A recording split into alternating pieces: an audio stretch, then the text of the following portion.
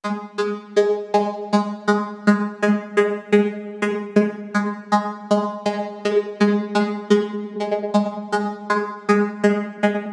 Tuhan dipermuliakan dan kebenaran firman Tuhan dinyatakan. Ya, saudara yang terkasih, hari ini saya ingin membahas tentang relasi pacaran zaman now. Now adalah zaman sekarang. Ini adalah sebuah sebutan khususnya bagi anak-anak muda generasi Z. Saya akan membahas beberapa hal tentang relasi pacaran zaman now. Nah, kita melihat sebelumnya, apa tujuan pacaran zaman now? Ada 3 tujuan yang saya ingin bagikan pada saat ini. Biasanya, remaja zaman now memiliki tujuan untuk menjalin sebuah hubungan pacaran adalah pada kenyamanan, pusatnya kepada aktivitas fisik. Jadi ketika menjalin sebuah hubungan pacaran itu karena ingin mencari sebuah kenyamanan. Baik itu kenyamanan yang dirasakan dalam fisiknya, hatinya, perasaannya, bahkan tubuhnya. Itulah tujuan pacaran zaman now, ingin merasakan kenyamanan. Seringkali kita melihat anak-anak muda zaman sekarang di bioskop ataupun di tempat-tempat yang umum, mereka tidak ragu lagi untuk menampilkan ekspresi kasih sayang mereka. Jadi, gaya pacaran anak-anak zaman now adalah lebih kepada pusatnya adalah aktivitas fisik. Bagaimana mereka merasa nyaman ketika dekat bersama pasangannya atau lawan jenisnya. Itu tujuan pacaran yang pertama, kenyamanan, yaitu berpusat pada aktivitas fisik. Yang kedua adalah, hal ini juga menjadi tujuan pacaran zaman now, yaitu popularitas. Bagaimana seseorang yang memiliki pacar itu adalah sebuah hal yang keren bagi anak muda zaman now. Istilahnya adalah mereka laku, mereka keren, sehingga mereka memiliki pacar. Bahkan bisa jadi mereka berpacaran bukan hanya kepada satu orang, bisa jadi kepada beberapa orang. Dan itu dianggap keren di tengah-tengah remaja zaman now. Jadi tujuan pacaran zaman now adalah yang kedua, mencari popularitas, mencari istilahnya keren di antara anak-anak zaman sekarang. Ketika saya laku, maka saya keren. Saya adalah orang yang populer di antara banyak orang lainnya. Nah, itulah yang biasanya menjadi konsep berpikir remaja zaman now. Yang ketiga adalah, ini yang paling merupakan ciri-ciri remaja zaman now, yaitu tidak ada ikatan. Kapan saja bisa pisah, tergantung sampai kapan saya suka. Nah, saudara yang terkasih, ini adalah ciri-ciri remaja zaman now dalam menjalin sebuah hubungan. Nah, biasanya mereka akan menyebut satu istilah yaitu TTM, teman tapi mesra. Bahkan ketika mereka mulai menembak seseorang, misalnya seorang pria menembak seorang wanita, maka mereka mengatakan, saya suka kamu. Tapi suka itu adalah ungkapan perasaan yang harus disampaikan. Bahkan mereka menolak untuk menjalin hubungan pacaran. Saya suka kamu, bagaimana? Kamu suka saya enggak? Lalu misalnya si perempuan mengatakan, iya, saya suka kamu. Lalu hubungan mereka apa? Ya udah, suka sama suka. Saudara yang terkasih, ini adalah gaya pacaran zaman now yang sering kita temukan. Dan saya sebagai seorang hamba Tuhan yang melayani di tengah-tengah remaja sering menemukan hal ini. Ungkapan rasa suka itu adalah hal yang wajar bagi mereka. Dan mereka bisa menyatakan suka kepada beberapa orang. Dan tidak perlu ada ikatan. Yang penting kamu tahu saya suka kamu, sudah, saya merasa nyaman. Lalu kita suka sama suka. Nah, itulah gaya pacaran zaman now. Tidak ada ikatan. Hanya sebuah perasaan yang diungkapkan. Hanya sebuah sarana untuk mendapatkan kenyamanan. Khususnya pada aktivitas fisik. Hanya sebuah sarana untuk mencapai popularitas. Saya terlihat keren di tengah-tengah remaja di sekitar saya. Oleh karena saya punya pacar. Dan tidak ada ikatan, kapan saja bisa pisah. Ya kalau saya nggak suka lagi, ya udah pisah. Nggak suka lagi, ya bagaimana? Itu perasaan yang tidak bisa dipaksa. Nah, saudara terkasih, ini hal yang sangat unik yang saya katakan di awal tadi tentang gaya pacaran remaja zaman now. Nah, saudara terkasih, bahkan seluruh remaja yang saya kasih dimanapun berada, hari ini saya ingin mengungkapkan satu kebenaran firman Tuhan tentang hal ini. Saya ingin ini menjadi pembelajaran bagi kalian semua remaja zaman now. Mari kita membuka Alkitab dari 2 Samuel 13, akibat seks di luar nikah. Alkitab sangat jujur membahas dosa seks dalam kisah Amnon dan Tamar. Alkitab sangat terbuka tentang kegagalan-kegagalan manusia dan bagaimana kita menyikapi karya Allah dalam setiap kegagalan manusia dan kita tidak jatuh dalam dosa yang sama yang diungkapkan melalui Alkitab. Mari kita membaca dari kisah ini, 2 Samuel pasal 13, kisah Amnon dan Tamar. Sesudah itu terjadilah yang berikut, Absalom bin Daud mempunyai seorang adik perempuan yang cantik namanya Tamar, dan Amnon bin Daud jatuh cinta kepadanya. Hati Amnon sangat tergoda, sehingga ia jatuh sakit karena Tamar saudaranya itu. Sebab anak perempuan itu masih perawan dan menurut anggapan Amnon mustahil untuk melakukan sesuatu terhadap dia. Amnon mempunyai seorang sahabat bernama Yonadab, anak Simea, kakak Daud. Yonadab itu seorang yang sangat cerdik. Lalu katanya kepada Amnon, "Hai anak raja, mengapa engkau demikian merana setiap pagi? Tidakkah lebih baik engkau memberitahukannya kepadaku?" Kata Amnon kepadanya, "Aku cinta kepada Tamar, adik perempuan Absalom, saudaraku itu." Lalu berkatalah Yonadab kepadanya, "Berbaringlah di tempat tidurmu dan berbuat pura-pura sakit. Apabila ayahmu datang menengok engkau, maka haruslah engkau berkata kepadanya, 'Izinkanlah adikku Tamar datang memberi aku makan.' Apabila ia menyediakan makanan di depan mataku, sehingga aku dapat melihatnya, maka aku akan memakannya dari tangannya." Saudara yang terkasih, dari poin yang pertama ini kita melihat ada seorang anak muda yang sangat jatuh cinta kepada Tamar. Dan apa yang terjadi? Dia tidak bisa menguasai perasaannya. Dan masalahnya adalah Amnon sharing kepada Yonadab. Yonadab adalah seorang yang cerdik tapi jahat. Lalu kemudian dia memberikan nasihat yang salah kepada Amnon.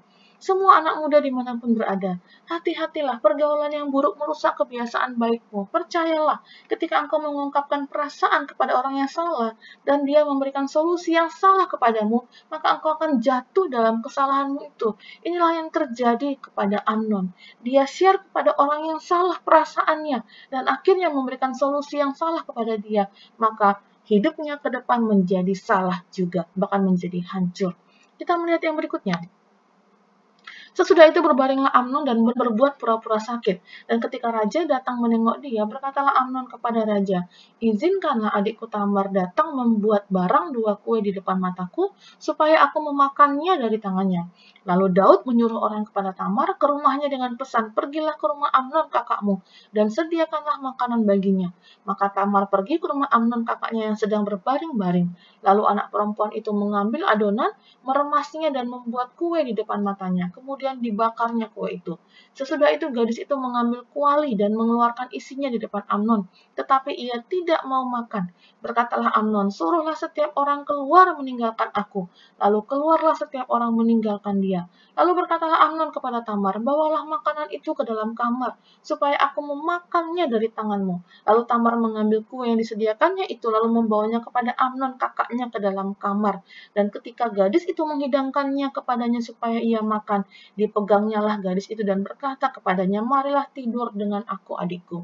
Saudara kekasih, bagian yang kedua di sini adalah dosa yang sudah jatuh kepada dosa berikutnya akan melahirkan dosa yang berikutnya lagi. Hawa nafsu yang tidak bisa dikuasai, lalu di-sharekan kepada orang yang salah, akan mengakibatkan solusi yang salah, kemudian solusi yang salah dilakukan melahirkan dosa lagi. Inilah yang Yakobus katakan, dosa melahirkan dosa. Amnon kemudian berbohong, berpura-pura sakit kepada ayahnya Daud, lalu kemudian menipu Daud untuk memancing Tamar datang ke rumahnya, untuk kemudian mengecoh Tamar, untuk kemudian dia bisa memperkosa Tamar. Saudara terkasih, dosa yang tidak dikuasai dan tidak dibawa kepada Roh Kudus, yang tidak diserahkan kepada Tuhan, akan melahirkan maut seperti ini. Kita melihat apa yang terjadi berikutnya. Gadis itu berkata kepadanya, "Tidak kakakku, jangan perkosa aku, sebab orang tidak berlaku seperti itu di Israel. Janganlah berbuat noda seperti itu. Dan aku, kemanakah kubawa kecemaranku? Dan engkau akan dianggap sebagai orang bebal di Israel. Oleh sebab itu berbicaralah dengan raja, sebab ia tidak akan menolak memberikan aku kepadamu." Tetapi Amnon tidak mau mendengarkan perkataannya, dan sebab ia lebih kuat daripadanya, diperkosanyalah dia lalu tidur dengan dia. Kemudian timbullah kebencian yang sangat besar pada Amnon terhadap gadis itu. Bahkan lebih besar benci yang dirasanya kepada gadis itu daripada cinta yang dirasanya sebelumnya. Lalu Amnon berkata kepadanya, "Bangunlah, enyahlah." Lalu berkatalah gadis itu kepadanya, "Tidak kakakku, sebab menyuruh aku pergi adalah lebih jahat daripada apa yang telah kau lakukan kepadaku tadi." Tetapi Amnon tidak mau mendengarkan dia. Dipanggilnya orang muda yang melayani dia, katanya, "Suruhlah perempuan ini pergi daripadaku, dan kuncilah pintu di belakangnya." Gadis itu memakai baju kurung yang maha indah, sebab demikianlah putri-putri raja yang masih perawan berpakaikan baju kurung panjang. Kemudian pelayan itu menyuruh dia keluar, lalu mengunci pintu di belakangnya. Lalu Tamar menaruh abu di atas kepalanya, mengoyakkan baju kurung yang maha indah yang dipakainya, meletakkan tangannya di atas kepalanya, dan pergilah ia sambil meratap dengan nyaring. Saudara yang terkasih, ini adalah bagian puncak dari dosa Amnon ini. Amnon yang dikuasai oleh hawa nafsunya, kemudian memperkosa Tamar adiknya. Dan kita melihat apa yang terjadi dari seks yang dia lakukan pranikah. Kita melihat saudara yang terkasih, ketika dia sudah memperkosa Tamar, apa yang terjadi? Ayat yang ke-15. Kemudian timbullah kebencian yang sangat besar pada Amnon terhadap gadis itu. Bahkan lebih besar benci yang dirasanya kepada gadis itu daripada cinta yang dirasanya sebelumnya. Lalu Amnon berkata kepadanya, bangunlah, banyaklah. Saudara yang terkasih, seluruh remaja Kristen dimanapun berada, ini adalah sebuah fakta sejarah. Remaja yang dikuasai nafsu, kemudian melampiaskan nafsunya dengan cara yang salah. Apa yang terjadi adalah kebencian.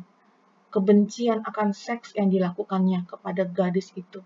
Percayalah, suatu perasaan yang salah yang kita lakukan hanya akan melahirkan dosa yang lebih besar lagi. Tidak akan pernah ada kekudusan dalam seks pranikah. Tidak akan pernah ada kasih dalam seks pranikah. Yang ada adalah kebencian, hawa nafsu, kemarahan, dan lain sebagainya yang hanya akan mengakibatkan dosa dalam seluruh hidup kita. Inilah yang terjadi pada Amnon. Remaja yang terkasih, rasa penasaran akan seks seringkali dialami oleh seorang remaja, tapi perhatikanlah kisah Amnon dan Tamar ini. Ketika kalian melampiaskan kepada hal-hal yang salah tentang seks kalian, itu akan mengakibatkan perasaan yang salah dalam diri kalian. Akan ada kebencian, akan ada dosa-dosa yang lain, tidak akan ada kekudusan, tidak ada gunanya ketika melampiaskan hawa nafsu kepada hal yang salah. Maka pikiran, hati, dan perasaan menjadi lebih dikuasai dosa. Tidak ada gunanya. Karena itu, marilah pada hari ini kita belajar tentang kekudusan hidup. Bagaimana kekudusan hidup akan memelihara hati dan pikiran kita. Ketika ada perasaan sesuatu yang kamu rasakan tentang diri kamu, bahkan lawan jenis, ungkapkanlah kepada Allah dalam kekudusanmu. Ungkapkanlah dalam doa. Bukankah Allah mengatakan, nyatakanlah segala hal dalam doa dan permohonan, maka Roh Kudus yang adalah Allah akan memberikan kekuatan kepada setiap kita yang berseru kepada Tuhan.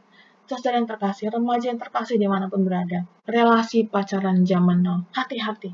Alkitab sudah memberikan kepada kita sebuah kisah bahwa apapun yang menjadi tujuan pacaran zaman now itu adalah tidak benar. Kekudusan hidup adalah penting untuk kita jalani dalam hari demi hari hidup kita. Ingatlah kan Yusuf, bagaimana dia menjaga kekudusan hidupnya dan bagaimana Tuhan memelihara kehidupannya sampai kepada masa depannya.